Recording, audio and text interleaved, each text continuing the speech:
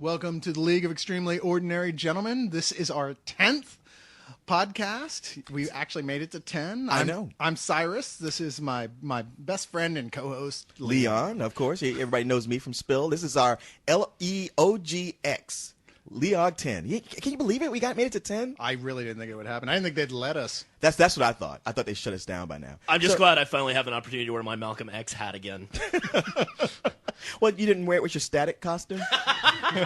So anyway, listen to the Leog. It's a sort of a counter programming to the Coco, where it's all of us discussing the other side of movies, comics, television, music. Yeah, Coco is current news, and we kind of go a little bit deeper than that. Yeah, I mean, we're for the rest of you out there who are the geeks, which is pretty much everybody on the site. Yeah, I mean, let's face it. What is with the Corey denial of being a geek? I mean, hey, that's Corey. He's got to be Fonzie. Somehow, no matter how he has to shape things, he has to be the coolest guy in the room. Got to maintain his cred. Congratulations, you were the coolest guy at the comic book convention. Now, joining us on the Leog, which also separates us from a Coco, is that even though we come out only every 2 weeks, we got 4 guys here. Yes, we do, as a regular cast, sometimes even more. But our regular commenters are Jason. Howdy. And Beau. Hello. Who both also write reviews for the site and have really kind of become integral to what's been going on at Spill lately. For whatever damn crap DVD Cyrus gives us that he absolutely will not watch. Come on, man. Whatever slime-covered DVD you fetched out of the pit of hell. Surely you are not taking a shit on the Andy Dick Get Smart. Hey, now, first off, he got Tiny Toons this week. That's true. Oh, and you son of after a I bitch. wheedled, cajoled, and pleaded You for it. son of a bitch, that's true. right. My penis is still lubed. And Jason, Halloween is coming up fast. Yeah, and you've got all those horror DVDs. That's why I'm going to get the mother load right Those there. are all yours. Those are all going to you, which means you're going to have to work harder, but you're going to get lots of awesome stuff. That's quite all right with me. No, I've had fun reviewing the other stuff. So check him out, plug. And friend him and send him gifts on his Amazon wish list. Yeah, right. Or me. Hey, I got a long list, too. Wait, you can make wish lists? No. Anyway, Not you. Wait a minute. we have a return of a guest here tonight, Greg, who was here 2 weeks ago. Yes, our musical director. Our musical director, literally, who is a bassist. And sorry, what else does Greg play? He doesn't have a mic right now. Oh, well, Greg, if you could mouth to me, what else do you play? Guitar. He plays guitar and bass. So stringed instruments in general. Oh, and he sings. Oh, and he I sings. didn't know you And he sang, plays too. saxophone. And saxophone. Or didgeridoo. It's one thing that he plays guitar, but the guys who play guitar, sing, and play saxophones, those are the 3 guys who always took my girlfriends. He's all 3 in one. The only other musician we could find was a guy who played that Vulcan auto harp thing that Spock was always doing. So it was Greg or nothing. What happened to that guy? He got beat up on the subway. Oh, man. He got beat up as soon as he walked out of the basement. Anyway, Greg is we're going to experiment here and have Greg, play our background music here. Yeah, Greg, give us a little, slap that bass for us real quick. Let's hear a little bit of Greg.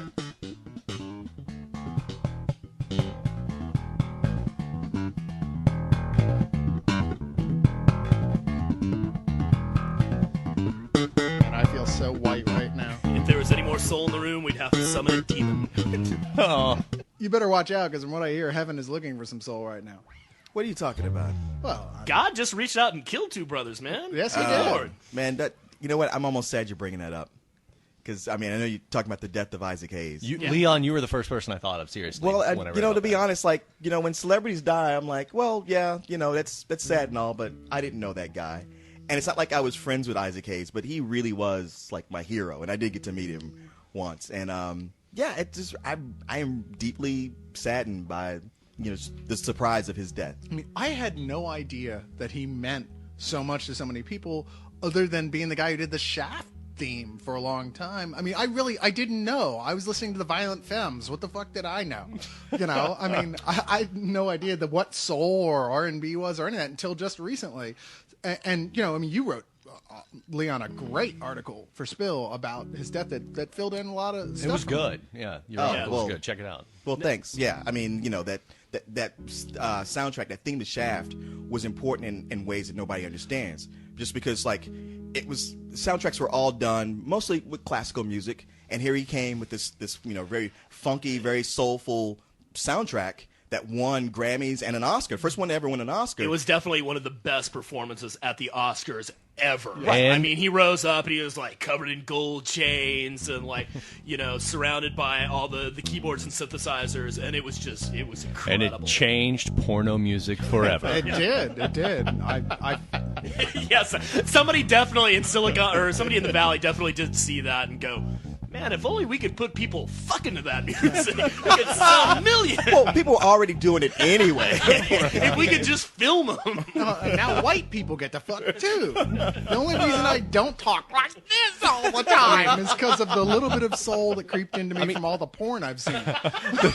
The Shaft theme song, really, it was like a cultural milestone because you can't even count how many times it was ripped off. Oh, yeah. And parodied and or paid tribute to. It's just countless, literally. Well, and there's so many songs that he wrote, like Soul Man, like everything from Sam and Dave that you're familiar with. Soul Man, Hold On, I'm Coming. Really? Yeah. Oh yeah. He was the principal Thank You. songwriter at Stax Records, which was like basically when it comes to soul in the '60s, there was Motown and there was Stax. Yeah. I was always a Stax man myself. They were Same way here. funkier. But Yeah. surprisingly, I'm going to pass the mic here to Greg because he actually knows a decent amount about Isaac Hayes, and I don't know squat. When David Gilmour dies, then we'll keep the mic on me. But Granted. until then, I'm going to take a break here for a second. And When Whitey McBlanco died, we'll all gather around the Cyrus fire. when the guy who invented Velveeta dies. Yeah, him and Jerry Seinfeld. It's come out now that what he died from was a stroke, which he'd had the stroke right around the time of the whole South Park flap. I mean, that was the whole the whole idea that he resigned from South Park because of Scientology and saying that they don't respect religious beliefs. And the fact was he had a stroke and somebody spoke for him with that, and a lot of it got muddled. Which is, it's typical. It's like the myth that Mama Cash from the Mamas and the Papas died from choking on a chicken bone. It was like, no. Ham sandwich. Yeah, but it was written by a reporter who didn't like her, and then it just stayed as the story. I thought she tried to eat Brian Wilson. We should be so Maybe lucky. Brian. Wow. Have you seen Brian Wilson lately? You might have ate her. Have you seen him? He's a big brother now. Besides, what Shaft influenced, he influenced a lot of. I hear his music sampled all the time. Like one of Portishead's biggest songs. You know who else sampled it was Biggie Smalls. Biggie Smalls really? did it for who the fuck is this? Page me at 5:46 in the morning. It's the that. Is that Glenn Miller? Yeah, sure. I mean, he did it. He obviously got started writing songs for Stax and for the Sam and Dave and all those cats. And then he actually did his first solo record was called Presenting Isaac Hayes, which is kind of like a noodling improvised jam session. But the second album he did, Hot Buttered Soul. Now, if you've never heard that, first of all, he's only 4 tracks on the album. Right. It's a 45-minute album with only 4 songs. 4 tracks. And at the time... Is this Metallica we're talking about? Like old Metallica? No, but the thing is, what was unique about him, it came out like 68, 69. I think it came out in 69. But at that point, Motown was doing these 3-minute pop... I mean, all the R&B people were doing 3-minute pop, Heard It Through the Grapevine type stuff, right? You hear some of the progressive rock guys are doing expanded stuff. But Isaac Hayes was the first guy to do that with R&B. I mean, he's credited with being like sort of the grandfather of rap because it's 4 songs his album, but a lot of them had long intros where he talked you through a whole story that set up the song and then play the song with a long, instrumental in the middle. But it's never like it got boring. It's like you were hanging on his every word to find out because he'd take a song that was already written, like By the Time I Get to Phoenix, and tell a whole story about a guy who dates a woman who cheats on him over and over, and he tries to leave her, and he comes do the back. right thing. Yeah, He just tried to do. I mean, I can't do his voice, but he just tried to do the right thing, and the woman just kept. She hurt him so bad. She hurt him so bad. I mean, you go out, download it, buy it, whatever, but you gotta listen to the whole thing, and the band is just vamping behind him. And I mean, as a musician, you're sitting there, man, when is it gonna get done, man? Come on, let's get to the change or whatever. But even those guys had to be like, wow, really, that brother got hurt that bad? I mean, just Damn, man, that's sad. Well, I mean, it's totally, Every it's totally goddamn music. night. You get a woman over to your place and you're Oh. getting her liquored up and you have that playing in the background. Oh, yeah. And then the words just kind of every so often you stop. You're like, wait, did you hear what he just said? And you just you seduce her along. That's music was totally for that. and then the DJs like that. They put that track on. Oh, I gotta go use the bathroom now. I can do my line of coke or whatever I gotta do. They put all that stuff on. It's perfect. But not only musically was he an icon, but you gotta understand too. This is when the guys had all the big afros, obviously in the late '60s, the Black Power stuff. He was big, bald, didn't care, had his glasses, the dark glasses on. Well, that's the thing. It's like, yeah, at a time when everybody had afros, he went bald. He was like that icon of like, bald is sexy. I mean, him and Telly Savalas, and I don't even really understand Telly Savalas. I mean, Who loves you, baby? yeah, a big Greek sucking on a lollipop. I'm like, all right, if that's your thing, sure. But Brenner. I mean, yeah, I mean, he had his his life in cinema. That movies like Truck Turner and the Duke of New York from Escape from New yeah. York.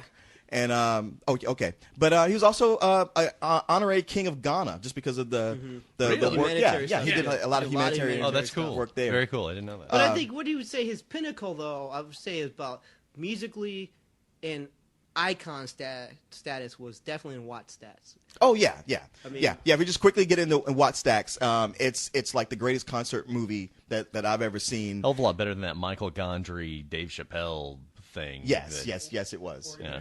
You might call it the Black Woodstock for anybody That's who what needs they to did have it for- Except broken down without to all like the that. filthy hippies. I couldn't have said it better. I mean, it was a concert, a free concert that was thrown in Years Watts It was 5 years after the Watts riots. after in the 68. riots to help. I didn't know it was that long. Yeah, Yeah. It was to help generate money to help rebuild Watts after the riots, and you had just everybody from Stax was there. The Barkays, Rufus Thomas, a lot of other people who, if you even know those, I'm shocked. But Isaac Hayes is the headliner, and everything is leading up to him When he walks showing up. out. When he And- walks out. Yeah, I mean it's all leading up to that. But in between, you have interviews with Jesse Jackson and Richard Pryor and Ted Lang. from Isaac. Isaac from the Love Boat. I knew him as Junior from That's My Mama. Isaac from Lobo, he was getting down Black with the rice brothers there. icon Ted Lang. Captain Steubing laid down some funky beats, Yeah. too. You can't see me, but I'm pointing both of my fingers with a thumbs up at you right now, Spill. Well, for about 25 years, you couldn't watch this movie just because of the struggle over who owned the rights to the music. And I think it was 2000 maybe where it got re-released in the theaters. But you can get it on DVD. And yeah. You gotta watch it. We cannot forget the other brother who died, Bernie Mac, who was really funny too. So Oh, that's true. Well, So you can't- okay. Well, these guys sort of know Bernie Mac. You guys got any opinions on Bernie Mac? He was funny. No. It's like, oh, another black dude. I don't care. I was like, yeah, I know the brother. I'm not going to say anything. I like Samuel Jackson. Shut up. Shut up. His TV series won a Peabody, which is, I mean, Peabody is yeah. very, very distinguished, and he deserved it, man. That was a great, great piece of television, Yeah, man. Sherman it and was Peabody awesome to was watch. really and, good. you know, Sherman. I didn't hear it. Yes, Sherman and the Wayback Machine. Blow me. I'm talking about Bernie Mac. Well, Bernie Mac was almost had like that Rodney Dangerfield thing going where he struggled for so long and he didn't get successful until later in life. And like Rodney Dangerfield, he was so immensely respected by other comedians. Yes, he was. And everybody who talks about him says that, you know what, he was always genuine and true and a good friend. And he didn't put on airs. I like what Chris Rock said. He's like, you know, it's like losing 12 people because every time he walked in a room, that's how big he was. And that's how we feel about you. You're just talking about my voice. Yeah, I was going to say, the volume. He's as loud as 12 men. Who needs a PA system? It's like You Black should- Canary, except without the great rat. Greg, Black you should, Bolt. Greg, you should have just plugged into Beau. yeah, because he goes to 11. He does go to 11. Yeah. All Go to right. 14, bitch.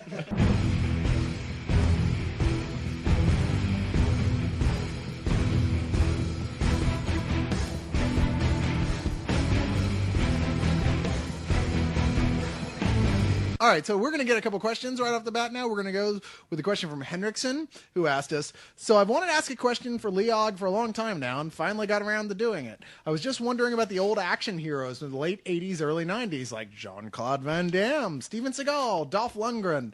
Do you think they'll ever come back to the big screen? They've been stuck in. Was Dolph Lundgren ever on the big screen? I come in Rocky peace. Rocky I IV. come in peace. Got a theatrical release. Universal Soldier. He was in Universal that, Soldier. right? Yeah. Actually, I love Universal Soldier, but continue. I love They've been- Rocky 4. They've been stuck in direct-to-television hell or direct-to-DVD hell for a long time now. And also, do you think the same thing is eventually going to happen to today's action heroes like Jason Statham, Vin Diesel, The Rock, etc.? Yes. Unless they learn to act, yes. Here's the thing. Here's what happened to those old guys. It's just a 2-word answer: Jackie Chan. Yeah. Once Jackie Chan came over with Rumble in the Bronx was Yeah, the with first Rumble big in the one. Bronx. Yeah. Really? What- Because what- I could almost have sworn those 2 words were going to be liver spots. Those guys are so old now. Come Yes, on. but they were all we had at the time. They They really were our were. last great hope. I mean, but, well, Schwarzenegger films were over. They were already run their Right. course. Stallone films were over. It had been years since he'd had a really good what about action Bruce film. Willis? Bruce Willis is still carrying action movies. Yeah, but that's a different Not type of really. action movie. I'm talking about the Well, kind yeah. that are about the fighting scenes. Yeah. I mean, which were those Jean-Claude Van Damme, Steven Seagal. That's stuff true. like that. They were more the juggernaut. To be honest, type of fighter. had it not been for Jackie Chan, it would have been Wesley Snipes. Yeah, no, and Wesley Snipes is a Yes. hell of an on-screen fighter, and he fights wushu just like Jackie Chan Exactly. and Jet Li and Donnie Yen and those guys do. I mean, this is the reason that I love the first Blade movie so much, because I'm like, wow, here's a guy. I'm not even just because he's black, but just here's an American who can fight just like the Chinese, Yeah. and has all the charisma and can speak good English. So Yeah. the And field would have I been can't his. He's got a believe leg you up over- just said that Wesley Snipes can speak good English. He's so well spoken. I think you just got white. See, no. Oh, and so you white motherfuckers that took it that way. You blue-eyed devils. Is that? That's what I you just want went. to say, I isn't just it, meant Leon? he can speak good English, or is it well English? He speaks real good. Compared to Jackie Chan. He can speak more Weller. not compared to So goddamn he Steven doesn't Seagal. speak like ching ching chong. Well, hell, is even that Steve- what you're trying to say? Even Steven Seagal couldn't speak good English. Everything Yeah. he said was Is it hard to see out of that hood, Leon? So, well, interestingly enough, as far as them making a comeback, Jean-Claude Van Damme has a very self-referential movie coming out. I don't know much about JCVD, but it really sounds like it's going to be very much Jean-Claude Van Damme put in an actual situation where he has to be the badass or something. I don't know much about it. Well, but, he is playing himself Right. in the movie. He's playing a washed-up action star. Be So better it's if it was on very- Entourage. Yeah, exactly. It's very self-deprecating, and it looks kind of funny. It's deprecating, so, I mean, dude. Oh, deprecating. Whatever. He's making fun of himself. I've had 4 drinks. What do you want? All right, no, but It's very self-making fun of. But I wanted to go over the other guys. Dolph Lundgren. Okay. No chance. He writes, directs, and stars You in know, his own pictures now. The funny thing about Dolph Lundgren is He's a like, bright guy. He's got like a master's degree in biophysics. He's and- 160 IQ and he speaks 6 languages. Yeah, I fluently. mean he's brilliant. To wit, I would ask the classic question: if you're so smart, why aren't you rich? Yeah. Well, actually, he is kind of rich. Yeah. Just I mean, saying. he still gets royalties from Black Scorpion or Red Scorpion or whatever the hell it was. I gotta you know? say, I said earlier, I love Universal Soldier, and he really did a good job in that, man. And say what It you was will. like, I'm all ears. Yeah, hey, do you see what you made me do? And it's like, man, if somebody had just taken that and run with it, boy, he could have been up there. But it didn't happen, and it's not ever going to happen anymore. He's pretty much gone. I will say I preferred him as the Punisher over Thomas Jane. Well, yeah, that's a Yeah, there is that. I mean, he's putting out all these direct-to-DVD movies. We don't see these films because we don't have to, and God knows we're not going to go out of our way to. True. But the thing is that these But movies the Belgians do. These They movies watch it every night. do make money. Have you ever looked through the bargain bin at Walmart? I mean, people are buying this shit, Yeah. I mean, it didn't cost them much to make, and it's just all profit. There's no real stars guess in it that's under true. Dolph, who's like the producer, director, writer, and star of these. The same is true of Steven Seagal, who is nowhere near as bright as Dolph Well, Lundgren. I don't think Steven Seagal will ever make any sort of comeback because he is a notorious douchebag. He really wants to be smart. There's no question. He keeps trying to convince everyone he's smart, and he's all like, "Oh, I'm real spiritual and I'm real into the Yeah, environment." because you got a Navajo jacket on. Yeah, It's like, well, but he oh, you're does- wearing a turquoise ring. He'll Great. come out, he'll say that, and then he'll come up like he had this crazy story about how a ghost dog protected him and his house from burning down or something. I was like, a ghost dog, dude? What do you want from Yeah, us Will here? Will Sasso has the easiest job on Mad TV because when he impersonates the guy, all he has to do is just like, well, what did he say lately? Okay, well, I'll go out and do that. And it'll be hilarious. There's this famous story about, and I can't remember who it was he was talking to. I almost want to say Rob Schneider, but it was somebody where he's on the set with him. He's just like, man, I just read the greatest script last night for the best movie ever. And they're like, wow, who wrote it? I did. Yeah.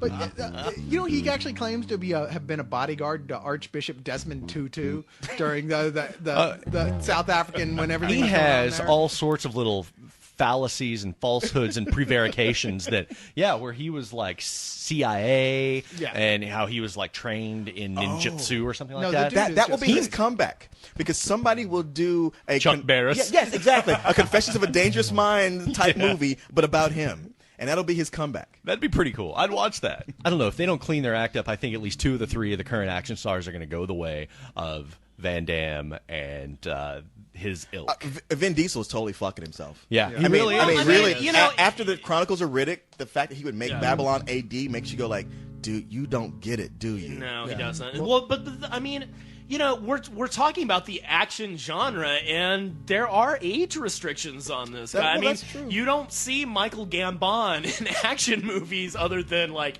as the creepy guy in the shadows telling you what to do. I mean, he's not the Well, star. The Rock's Yeah. only 35. Don't put him in the Michael No, Gambon. that's not. But well, have you seen Dumbledore Schwarzenegger? in Have you Triple seen X. Have you seen Schwarzenegger without his shirt off? Well, lately? I mean, have, but you know the guys that he was originally talking about, Dolph Lundgren, Van Damme. gotcha, Those gotcha. guys are getting really long in the Yeah, tooth. yeah, no, you're and absolutely right. That's why they've faded from view. Ironically, the everyman action hero can go on well into his 50s. Absolutely. Yes. That's why Jason Statham will probably outlive career-wise Vin Diesel and The Rock because he is that guy. He's Okay, always I been disagree. balding. Let me tell He's you a why. normal guy. Let me tell you why I disagree with Jason that. Statham I disagree. is not normal. Because Jason Statham, because everybody likes him, because he does have the thing like, yeah, I'm bald, but so what? Fuck you, Yeah. and that makes you go, wow, that guy's bold. He's got balls. I love him. But Jason Statham, I get the impression he's dumb as a post. Really? Because he was a male model before he started doing this. No, that's a big He's not done or said anything. And there's nothing in his acting that makes you go like, wow, he's a really intelligent guy. he's He no- knows how to keep his mouth shut. He's never impressed me, and I mean, as far as for him being normal, Jesus Christ, you could use the guy's stomach to cut bread on. I mean, that's not normal. And he's about 5'6". Is he really? So take He's- that, he's- Jason. The thing is, you have to watch it when he's on screen. They rarely do it, but you watch him when he's standing next to a woman, and you'll see they're about the same height. Punchy little limey goblin, isn't he?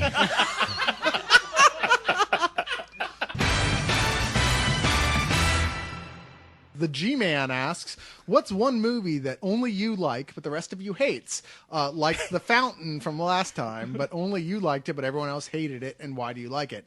I'm just going to start with that because obviously I'm the only one here, I think, who liked The Fountain. Sure. I'm pretty sure. Oh, I don't know. And I did really, I thought it was beautiful, metaphorical. I thought it was a poetic treatise on love. Sure, it's not a theatrical film, and it probably never should have been visualized as such. But I really enjoyed it for exactly what it was. It's an art film and a gorgeous one. Watching Jason right now was like, while you were saying that, was like watching a pit bull that is about to be placed into the pit. He's no one to talk. Yeah, no, I'm not. I'm really not. So Because now he let's- made a revelation last week. Oh, yeah. On the last one. I that- did. that I am still thinking about every day since then. Wait, so I assume this has to do with the Which, by the way, Cyrus, what you just said Yeah. made me not hate that movie so much. Oh, okay. so Wow. much. Yes, but you don't understand love because you've never had it. But that's okay. Go ahead. All right, Jason. Oh, mine. Well, talked about mine last week. The Star Wars, the prequel Star Wars Jesus trilogy. H. Christ. And here's one that's I still really can't gonna believe that. that's really gonna piss everybody off. I liked Spider-Man 3. Oh, dude, you took my answer. Oh, really? No, Yes. that doesn't. You can't use that because Okay. Spider-Man 3 now 3 of the 4 of us like it a lot. Oh, okay. See, I didn't think you guys did. Yeah, you Oh, so geez. your Okay. answer is the Clone Wars. Because the weird thing was, when I was in San Diego and I meet those cool guys from Rockstar, I still had one of those guys get in my face about Spider-Man 3. I'm like, when is this going to stop? You actually like the Phantom Menace? You can watch the Phantom Menace Yeah. and go, this is I've good. watched Phantom Menace several times. There's a lot to like there. Jar Jar does not Really? trigger your gag Jar Jar reflex. grates on my fucking nerves, and I would like to see him dragged across broken glass and then drowned in a vat of bleach. See, But Well, if that's not a hallmark of a family favorite, I don't know what is. But I love the pod race. I like some of the banter from Ewan McGregor, and I like the last fight with Darth Maul. And I think it's a gorgeous movie. I think it visually is really compelling. The only thing I like in that whole movie is the last fight with Darth Maul, but I hated the way it ended. I was like, really? Okay, that just seemed kind of non-Jedi like. But that's. But yeah, I liked did it. not care for the contrivance of that fight. And this whole thing with these barriers that kind of turn and come in, like they're only there was for a the video purpose game. of separating Obi-Wan and letting Qui-Gon. It's Galaxy Quest. Yeah, but they do stupid bullshit like that in the first 3. It's so- goddamn No, Galaxy oh, Quest. my favorite It's thing that about scene where they've got the big stompy metal things and flamethrowers, and Sigourney Weaver goes, "Why are these things? here? Why does What the purpose could Imperial they government possibly see serve?" fit to have monsters in their trash compactor? I mean, come on. Let's not pick nits. Wow, I got to say, my favorite thing about the Phantom Menace is the overt racism throughout the movie. I don't know what you're talking about. What are you talking about?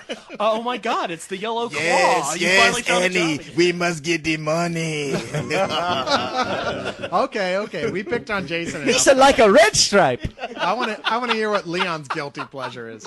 I don't know. I was totally prepared to say Spider-Man 3. But you know that the question was that the rest of you hates. You knew I didn't hate And I Spider-Man. know. 3. I Yeah, didn't same know what here, else dude. to say. There has to be I can't remember the something. last time I really liked a movie that you guys didn't like. It's It might made have- in Manhattan. I mean, it Bo, was- what's yours? If you said like, the Final Frontier, and then I'd be like, dude. It's a bad movie. It's lame, and I love it for that one moment when God is talking to them and says, "Oh, you have a ship. I could use that ship." And Kirk he's so reverent of talking to God. He goes like, "Wait a minute, why do you want my ship?" Whoa. He's like the minute somebody talks about commandeering the Enterprise, Yeah. it's like, God. "Oh, it's he's on, like, no, God." he's like, no, fuck that. Yeah. You want my ship? You ain't no God. I blush to admit, but I did like the little camping scenes with just McCoy and Spock, and No, I like the that comedy part, bits too. for that. It was Where they're pretty singing cool, "Row, yeah. row, row your boat." Yes, I Fuck like that. I like that too. Well, you rarely get a scene that's showing like those three kind of not Although I fighting for picture their them more lives. at a bar doing shots of Ron. Yeah, that would have been a lot cooler. But I'm just saying. Okay. Damn it, I'm Jim! sure- You can't question the Almighty.